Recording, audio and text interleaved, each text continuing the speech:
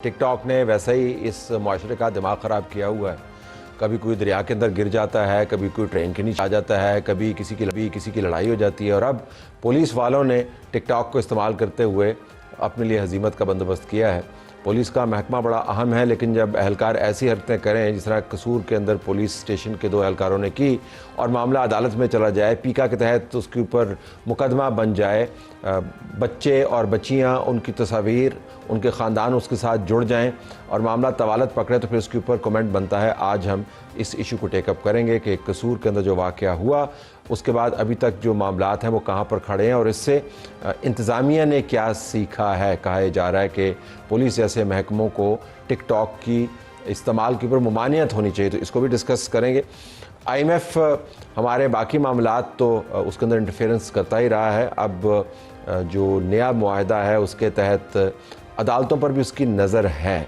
आज अदालत के मामलात ज़ेर बहस आए। सुप्रीम कोर्ट बार एसोसिएशन के मेंबरान के साथ उनके सदर हमारे साथ मौजूद होंगे। IMF का डेलीगेशन आया हुआ, तो वो क्या जानना चाह रहे हैं। उनका ताल्लुक मईशत से है, ये इंसाफ के मामले में कहाँ पर उलझ रहे हैं। बड़ा मामला सियासी है। हुकूमत से जब हम बात करते हैं तो हुकूमत हमें ज़्यादा कॉन्फिडेंट नज़र आती है। वो जो चीज़ें कोट कर रहे हैं मैं आपको बता सकता हूँ। वो कहते हैं जी रेमिटेंसेस जो हैं, रिकॉर्ड रेमिटेंसेस पाकिस्तानियों ने भेजे हैं। हमने एक कन्वेंशन बुलाया है, सैकड़ों पाकिस्तानी मौजूद हैं, एक्सपैट कम्युनिटी। हम उस भौचाल में से निकल आए हैं जिसके बारे में कहा जा रहा था कि पाकिस्तान को और इस हुकूमत को ले डूबेगा। जब हम अपोजिशन से बात करते हैं उनका मानना ये है कि पाकिस्तान की ट्रैजेक्टरी दुरुस्त नहीं है। तो बड़ी स्टोरी ये है कि पाकिस्तान नए वाला, पुराने वाला, तरक्की वाला या फसाद वाला। नाज़रीन, 4 अप्रैल को कसूर के एक फार्म पर पार्टी हो रही थी। पुलिस ने वहाँ पर छापा मारा, 55 के करीब लड़कों और लड़कियों को वहाँ से गिरफ़्तार कर लिया। उसके बाद उनकी वीडियोस बनाई, फिर वीडियोस बाद में वायरल हो गई जब उन्होंने टिकटॉक बना के उसको सोशल मीडिया पर डाल दिया। उसमें आप देख सकते हैं, ये नहीं मैं इनकरेज करा कि आप देखें उसको, लेकिन बता रहा हूँ कि जब अगर आपने देखी होगी वो वीडियो तो पता चला होगा कि मजबूर किया जा रहा है कि जी आप कैमरे की तरफ देखें, उनके चेहरे दिखाने की कोशिश की जा रही है।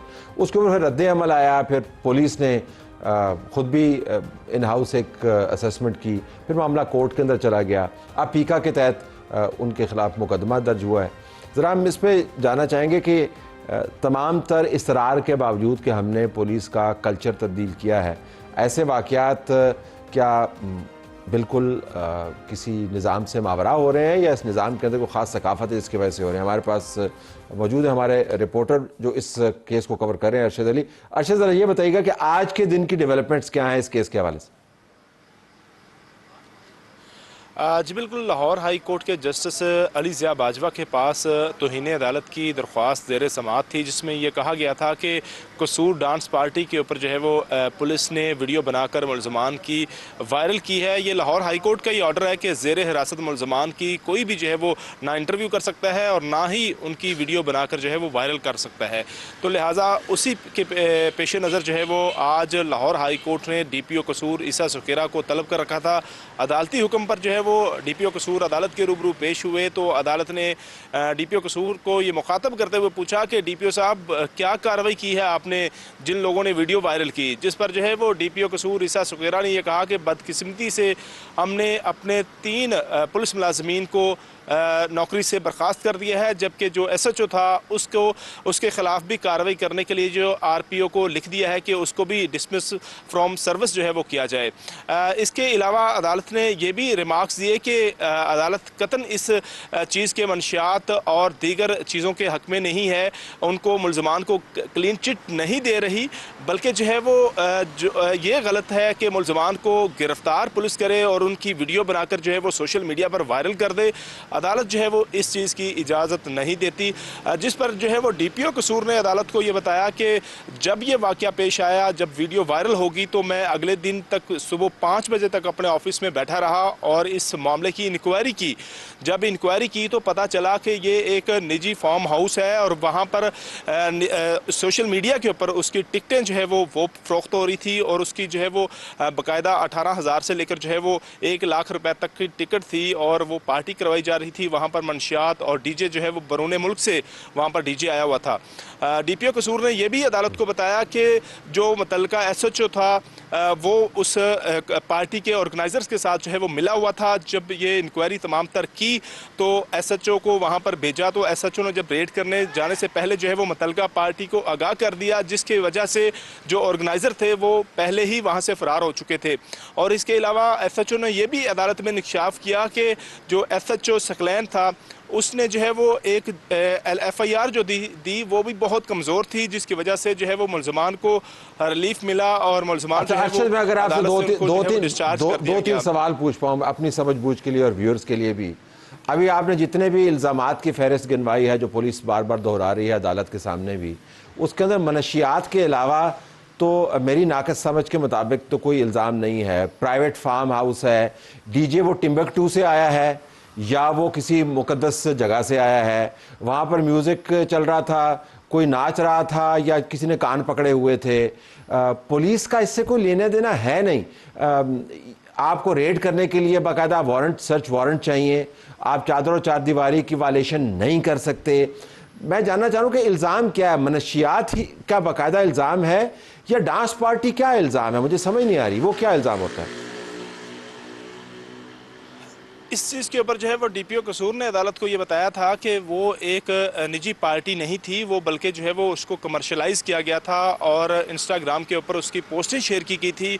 और वहाँ पर जब पुलिस ने रेड किया तो वहाँ से अल्कोहल, मंशियात समेत दीगर जो गैर कानूनी चीज़ें बरामद हुई, जिस पर जो है वो अदालत ने यह पूछा था कि फिर मुलजमान का आपने रिमांड क्यों नहीं लिया? आप मुलजमान को जुडिशल करवाने की इस्तदा कर रहे थे मुतल्लिका कोर्ट से। जिस पर जो है वो डीपीओ कसूर ने अदालत को ये बताया कि जो तफ्तीशी अफसर था जिसने ये वीडियो बनाई उसको जो है वो हमने नौकरी से बर्खास्त कर दिया है और उसने भी जो है वो नाक़िस तफ्तीश की। और जिस तरह आपने कहा कि बिल्कुल जो है वो चार दीवारी का तकद्दुस पामाल किया गया, ये चीज़ जो है वो जुडिशल मजिस्ट्रेट ने लिखी कि वहाँ पर छापा मारने से पहले जो है वो पुलिस को चाहिए था कि रिसर्च वारंट लेती, मगर वो नहीं लिया गया।